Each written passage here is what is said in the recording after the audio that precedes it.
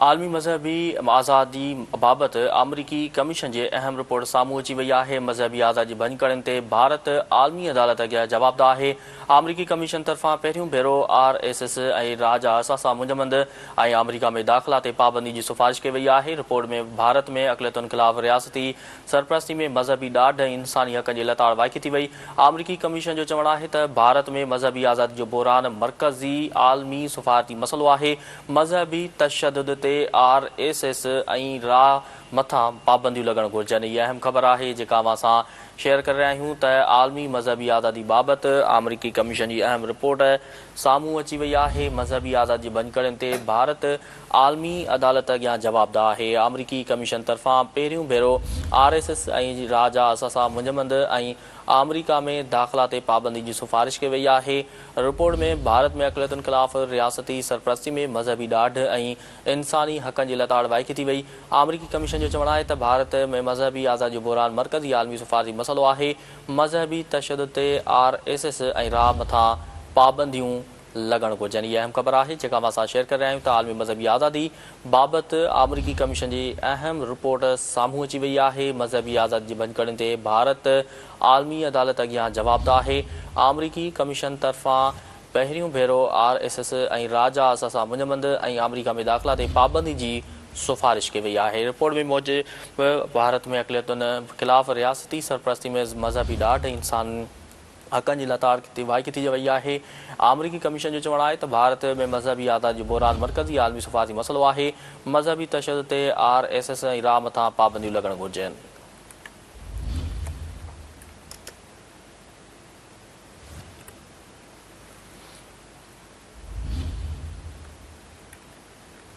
आलमी मज़हबी आज़ादी बाबति अमरीकी कमीशन जी अहम रिपोर्ट साम्हूं अची वई आहे। मज़हबी आज़ादी बंदि करण ते भारती आलमी अदालत अॻियां जवाबदार आहे।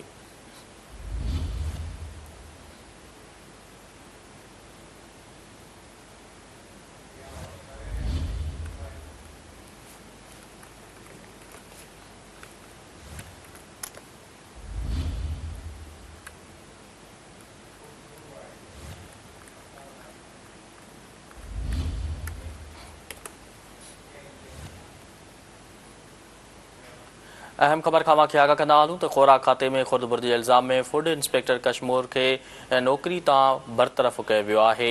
ख़ुराक खाते जे 12हें ग्रेड जे ऑफिसर खे केतिरा ई भेरा शुकास नोटिस माणियो वियो। फूड इंस्पेक्टर कशमूर यूसुफ मलिक शुकास नोटिस जो को बि जवाबु न ॾिनो ऐं हाज़िरी ते बि न आयो। ख़ुराक खाते जे सेक्रेटरी तरफ़ां वज़ाहत तलब करण बावजूदि जवाबु न ॾिनो वियो। इख़्तियारनि जे नाजाइज़ इस्तेमालु ऐं सरकारी ख़ज़ाने खे नुक़सानु पहुचाइण जे इल्ज़ाम में फ़ारिग़ कयो वियो। इहा अहम ख़बर आहे जेका असां शेयर करे रहिया आहियूं त ख़ुराक खाते में खुर्दबुर्दी जे इल्ज़ाम में फूड इंस्पेक्टर कशमूर खे नौकरी तां बरतरफ़ कयो वियो आहे। ख़ुराक खाते जे 12हें ग्रेड जे ऑफिसर खे केतिरा ई भेरा शुकास नोटिस उमाणियो वियो। फूड इंस्पेक्टर कशमूर यूसुफ मलिक शुकास नोटिस जो को बि जवाबु न ॾिनो ऐं हाज़िरी ते बि न आयो। ख़ुराक खाते जे सेक्रेटरी तरफ़ां वज़ाहत तलब करण बावजूदि जवाबु न ॾिनो वियो। इख़्तियारनि जे नाजाइज़ इस्तेमालु ऐं सरकारी ख़ज़ाने खे नुक़सानु पहुचाइण जे इल्ज़ाम में फ़ारिग़ कयो वियो। अमांखे आगाह करे रहिया आहियूं त ख़ुराक खाते में खुर्दबुर्दी जे इल्ज़ाम में फूड इंस्पेक्टर कशमूर खे नौकरी तां बरतरफ़ कयो वियो आहे। ख़ुराक खाते जे 12हें ग्रेड जे ऑफिसर खे केतिरा ई भेरा शुकास नोटिस उमाणियो वियो आहे। फूड इंस्पेक्टर कशमूर यूसुफ मलिक शुकास नोटिस जो को बि जवाबु न ॾिनो ऐं हाज़िरी ते बि न आयो। ख़ुराक खाते जे सेक्रेटरी तरफ़ां वज़ाहत तलब करण बावजूदि जवाबु न ॾिनो वियो। इख़्तियारनि जे नाजाइज़ इस्तेमालु ऐं सरकारी ख़ज़ाने खे नुक़सानु पहुचाइण जे इल्ज़ाम में फ़ारिग़ कयो वियो।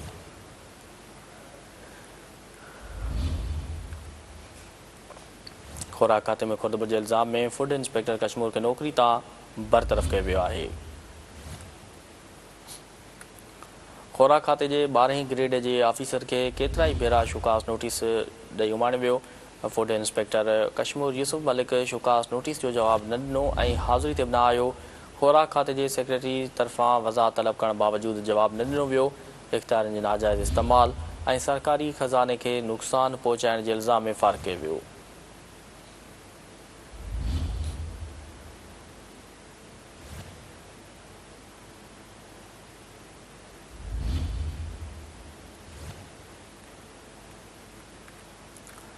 खुराक खाते में खुर्दबुर जे इल्ज़ाम में फूड इंस्पेक्टर कश्मीर खे नौकरी तां बरतरफ़ कयो वियो। वधीक तफ़सील मालूम कंदासीं। टेलीफोन ते मौजूदु आहे कराची खां सिंध टीवी न्यूज़ जो चीफ रिपोर्टर फयाज़ कुरैशी।